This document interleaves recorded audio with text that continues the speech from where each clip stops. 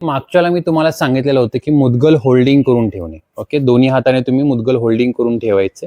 आणि आता हे होल्ड करायला शिकल्यानंतर म्हणजे तुमच्या शोल्डरचे मसल स्ट्रॉंग झाल्यानंतर तुम्ही एक व्हेरिएशन ॲड करू शकता, ज्यामध्ये हे होल्डिंग मुवमेंटमध्ये तुम्हाला ट्विस्ट करायचं आहे. आता हे ट्विस्ट फक्त नॉर्मल नाही करायचं, पहिलं शिकून घेऊ शकता तुम्ही ट्विस्टिंग मुवमेंट. ओके, हे मुवमेंट जेणेकरून तुमच्या कोअर ॲक्टिवेशनसाठी सुद्धा खूप चांगलं आहे.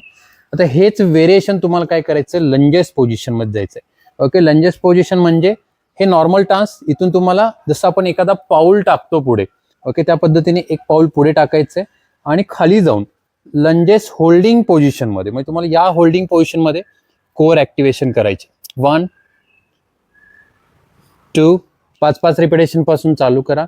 थोडंसं चॅलेंजेबल आहे. त्याच्यानंतर दुसरा पाय पुढे घेऊन, ओके, मागचा जो पाय आहे तो तुम्हाला 90 डिग्री गुडघा पूर्ण टच करायचं नाही फ्लोअर. 1 2 3 4 5.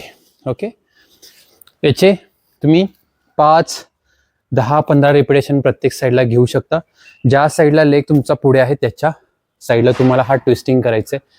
याने तुमचे लोअर बॉडीचे सगळे मसल ॲक्टिवेट होत आहेत. स्टॅबिलिटी म्हणजे तुमचे हिपचे स्टॅबिलायझर मसल ॲक्टिवेट होत आहेत. कोअर ॲक्टिवेशन होते. शोल्डरचे स्टॅबिलायझर मसल ॲक्टिवेशन होत आहेत. धन्यवाद.